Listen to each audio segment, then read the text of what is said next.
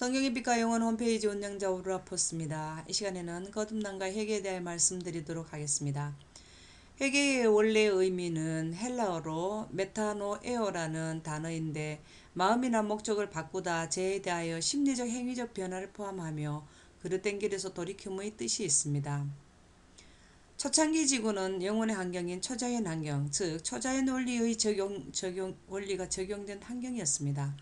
그러나 초자연 원리의 원칙이 적용이 지금은 상실된 환경인 자연 환경인데요. 초자연 환경의 원리와 원칙은 요한복음 3장 3절에서 5절에 나오는 거듭남의 이치가 되겠습니다. 이 이치를, 초자연의 이치를 설명한 분이 예수님이 니고데모에게 설명을 하시면서 그 말씀 내용이 물과 성령의 이치가 적용되지 아니하면 하나님 나라를 볼 수 없으며 하늘나라에 들어갈 수 없다라고 말씀을 해주셨습니다. 초창기 물과 성령의 이치가 적용이 된 환경에서 지금은 그 환경에서 그 빛을 상실해놓은 환경이기 때문에 예수님께서는 진정된 회개는 다시금 그릇된 길, 그 빛을 상실한 지구에서 다시 돌아올 수 있도록 하는 것이 회개의 진정한 의미가 되겠습니다. 사도행전 140쪽에는 이렇게 설명하고 있습니다. 진정한 회개에는 이적 곧 지금으로서는 분별되지 않는 이적이 작용해야 한다. 이적은 초자연 환경의 원리와 원칙이 적용이 되면 자연 환경에서 적용이 된다면 그것이 바로 이적이 되겠습니다. 물과 성령의 이치는 이적의 이치인데요. 초자연 이치이기 때문에 이적의 이치가 되겠습니다. 진정한 회개라는 것은 물과 성령의 원리와 원칙이 작용해야 진정한 회개를 할 수 있다는 내용으로 볼 수 있습니다. 성령의 능력을 통하여 많은 사람들이 거룩한 원칙들을 받아들이게 될 것이다. 성령은 거듭남의 이치의 중심이 되는 것이 바로 성령입니다. 진리로 거듭난 그들은 빛을 전하기 위하여 하나님께서 쓰시는 대리자들이 될 것이다. 하나님이 비친 성령의 속성을 갖게 되면 그들은 하늘의 사물을 설명할 수 있으며 영혼의 이치를 설명할 수 있는 능력을 갖게 되는 것입니다.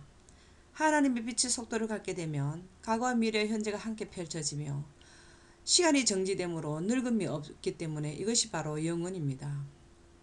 이렇게 성령의 능력을 통하여 많은 사람들은 거룩한 원칙들을 받아들일 수 있는 조건을 갖추게 되는 것입니다.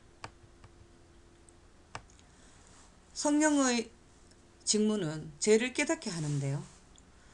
죄를 깨닫게 하시는 분은 성령이다. 성령은 하나님의 빛으로서 하나님께서 생성하시는 영혼의 능력이 되는 것입니다. 영혼의 에너지가 되는 것입니다. 하나님의 빛의 속도를 갖게 되면 영혼의 원리를 이해하게 되므로 죄의 결국은 사망인데 어떻게 해서 사망이 오는 원리를 이해하게 되는 것입니다. 죄인이 성령이 소생시키는 감화에 응답하면 성령은 소생시키는 능력을 가지고 있습니다. 왜냐하면 하나님의 빛, 즉 영혼의 에너지이기 때문입니다. 그는 회개하게 되고 회개하게 된다는 말씀은 빛을 상실한 데서 다시 빛을 원하게 된다는 의미도 되겠습니다. 영혼의 빛을 사모한다는 의미도 되겠습니다. 하나님의 요구에 순종하는 일의 중요성에 관하여 깨우침을 받게 될 것이다. 진정으로 회개하는 마음으로 위로부터 오는 지혜를 구할 것 같으면 위로부터 오는 지혜는 초자연 원리이자 영생의 원리인 물과 성령의 이치를 의미합니다. 주께서는 그들에게 이해하는 마음을 주실 것이다. 빛의 속도를 갖게 되면 오래전 과거의 모든 것들과 미래의 지구에 일어날 것들을 볼 수 있게 되는데요. 그렇게 하면 하나님께서 이 우주에 두신 뜻을 이해할 수 있게 될 것입니다. 그리스도인 선교봉사 42쪽에도 말씀이 있습니다. 성령의 능력으로 말미암아 사람들이 회개하였으며 참된 회개의 정신이 나타난다. 성령의 능력으로 사람들은 죄를 깨닫게 되며 죄의 결국은 사망인데 사망이 어떻게 해서 오는가를 이해하게 됩니다. 환경에 하나님의 빛이 비치게 되면 사망은 물러나게 되고 소생시키는 에너지가 있기 때문에 죄는 그 환경에 있을 수 없습니다. 그래서 참된 회개의 정신이 성령의 능력으로 나타나게 된다는 것은 정말 맞는 내용의 말씀이 되겠습니다. 그리고 물과 성령의 이치는 죄를 깨닫게 하며 죄를 버리게도 합니다. 마음의 역사하시는 하나님의 능력에 하나님의 은혜의 감화로 말미암아 일어난 회개는 자복하고 죄를 버리도록 인도할 것이다. 물과 성령의 이치로 영혼의 환경 즉 사망이 패하고 없는 환경을 이해하게 되면 죄의 결국은 사망인데 그것을 따를 자들은 아무도 없을 것입니다. 성령의 권능으로 말미암아 사람들은 죄를 인식하고 진정한 회개의 정신이 나타난다. 하나님의 빛은 영혼을 가게 하는 에너지이기 때문에 사람들은 그것을 성령의 권능으로 속성으로 이해를 하게 되면 진정되게 육신이 죽는 환경의 원리를 고집할 이유가 없다는 것이죠. 복음전도 288쪽에도 마찬가지입니다. 우리가 하나님의 영을 눈으로 볼 수는 없으나 지금 현재는 우리가 하나님의 빛을 볼 수는 없으나 우리는 현재 태양의 빛만 볼 수 있는 기능을 가지고 있습니다. 우리는 죄와 허물로 죽었던 사람들의 성령의 역사에 의해서 죄를 깨닫고 회개한다는 것을 알고 있다. 하나님의 빛을 우리가 가시광선으로 본다 하면 이 땅에서 죽을 수밖에 없는 것을 계속해서 고집할 이유는 없게 될 것입니다. 하나님의 빛이 상실된 지구에서 돌이켜서 회개 즉 돌이켜서 하나님의 빛이 있는 환경을 사모할 것이고 원할 것입니다.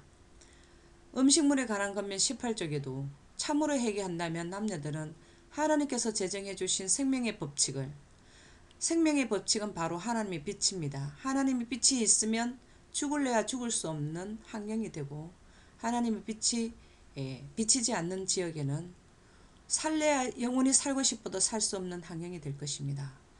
그리하여 육체적, 정신적, 도덕적 허약을 피하려고 애쓸 것이다. 육체적, 정신적, 도덕적 허약이 계속되면 우리는 사망할 것인데 그 사망을 피할 수 있는 하나님의 빛을 사모하게 되고 그 빛으로 돌아오게 될 것입니다. 이것이 바로 회개입니다. 진정한 회개는 품성 변화를 가져오는데 이러한 마음 가운데 하나님의 빛이 속성이 작용을 하게 되면 계속해서 하나님의 능력이 우리는 필요로 하는데 하나님의 능력이 우리에게 함께 하시면 우리는 자신에게서 그리스도께로 돌아가는 것이 될 것입니다. 그리하여 진정한 회개는 감정과 동기의 결정적 변화이며 세속적 유대관계에서 실제적으로 떠나는 것이며 그들의 영적 분위기로부터 서둘러 떠나는 것이고 그들의 사상과 견해와 영향의 지배적 능력에서 벗어나는 것이 됩니다. 그래하여 결국은 성령은 회개한 영혼들을 모범이신 예수 그리스도와 같아지게 하는 역할을 하는 것이 바로 성령입니다. 신성한 성품은 바로 성령인데요. 그리스도와 같은 생애는 회개하고 신앙하는 하나님의 모든 자녀들이 도달할 수 있는 것입니다. 물과 성령의 이치로 우리가 적용하고 이해가 하게 되면 진정한 회개를 하게 되며 하나님의 성품에 도달할 수 있다는 것을 여기서 계속 설명하고 있는데요.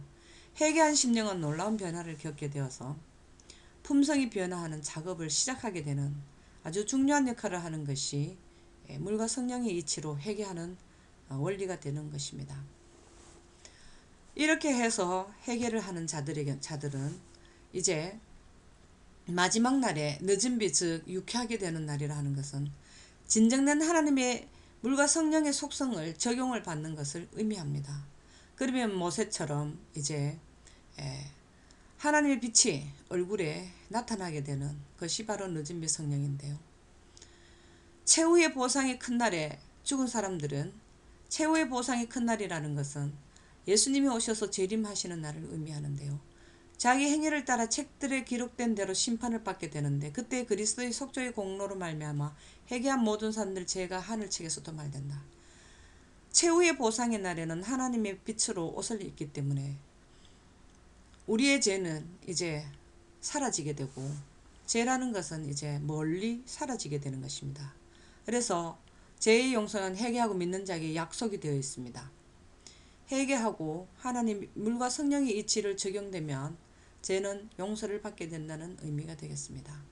그리한 자들에게는 예수님께서 의의 두루마기가 하늘의 배틀로 짜여지고 하나님의 빛은 아버지 하나님과 아들 하나님께서 생성해 주시는 빛입니다. 그렇기 때문에 하늘의 배틀로 짜여지는 빛은 하늘의 배틀로 짜여졌다라고 여기에 표현하고 있고요. 자기의 순종으로 이루어져서 그분의 이름을 믿는 믿음을 통하여 회개한 영혼에게 입혀질 것이다. 하늘 두루마기 즉 하늘의 배틀로 짜여진 하늘의 빛으로 죽은 사람들은 사람들에게 빛으로 옷을 입혀주신다는 내용이 되겠습니다. 그리하여 회개하고 믿는 영혼에게 그리스도의 의가 입혀짐으로 이 불가능은 사라졌다. 하나님의 빛으로 옷을 입게 되면 지금 현재는 우리가 하나님의 빛으로 옷을 입지 않았기 때문에 지구에서 잡아두는 중력을 이겨낼 수가 없습니다. 그러나 그 빛의 속도를 갖게 되면 지구의 중력을 벗어날 수 있는 기능을 주는 것입니다. 그리하여 빛으로 옷을 입게 되면 자연환경에서 불가능으로 자리 잡혀있던 모든 것들은 사라지고 이제 모든 것이 가능한 쪽으로 우주도 나아갈 수 있으며 영원히 살 수 있는 죽음도 사라지는 이길 수 있는 능력을 주시는 것입니다.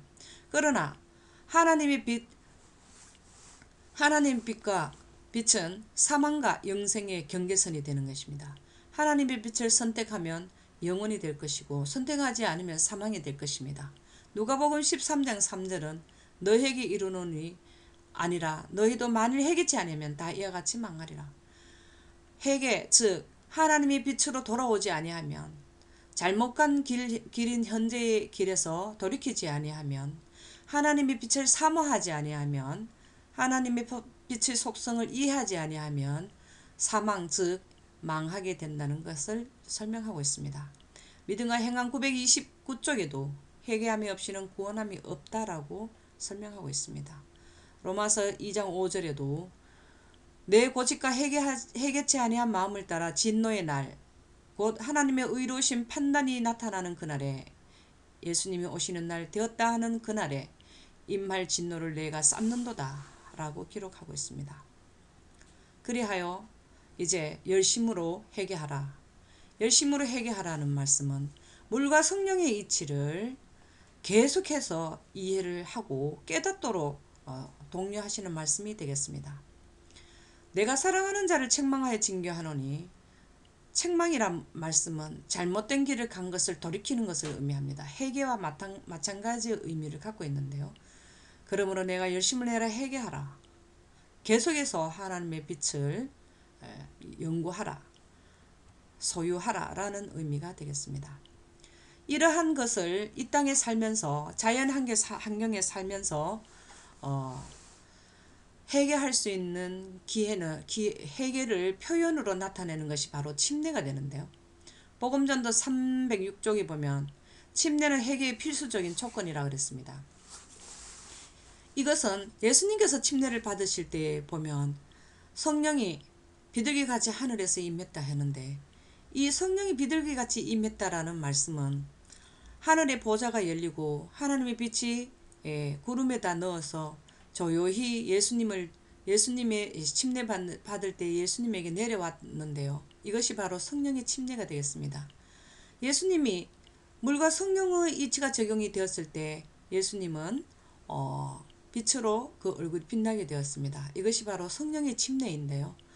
이 땅에서 침례 예식을 갖는 것은 예수님처럼 성령의 침례는 받지 못할지라도 그 의미를 부여하는 것이기 때문에 복음전도 373페이지에 그리하여 만일 저들이 진정으로 회개하였다면 성령의 빛 가운데서 침례 문제를 깨닫게 될 것이다.